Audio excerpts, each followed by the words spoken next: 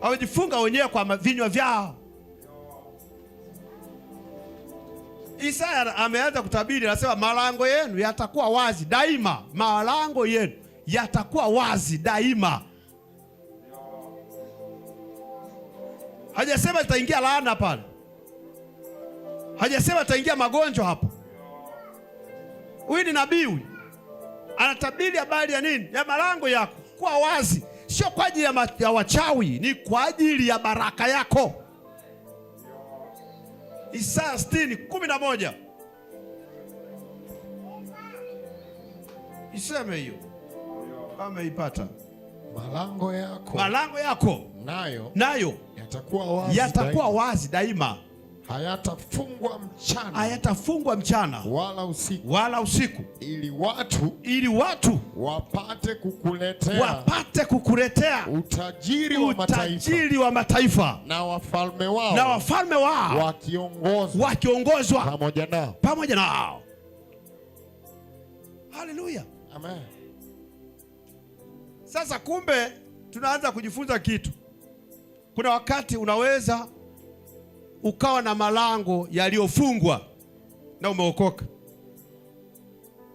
na ufalme ule wataongozana pamoja na zile falme kukutesa. Hilo unaona kinyume chake. Kumbe tunapofanya vitu vibaya, tunapohukumu, malango yetu ya baraka yanafungwa. Amen. Hayatakuwa wazi daima. Amen. Kwa malango yetu ya baraka yanafungwa kwa kuhukumu. Amen. Simpigie Yesu makofi. Amen. Umesubaa sana. Haleluya. Kama malango yako yanakuwa wazi, kumbe tunapoingia kwenye hukumu, malango yetu ya baraka yanafungwa. Tunafungiwa baraka. Haleluya. Amen. Tunafungiwa uchumi. Amen. Tunafungiwa watu sahihi. Ndio maana huku wanasema malango yatakuwa wazi ili mataifa. Amen. Hebu rudia. Malango yako nayo yatakuwa wazi. Yatakuwa wazi. Ukikosea malango yako yatafungwa daima. Ukihukumu malango yako yatafungwa daima. Hebu nenda kinyume uone.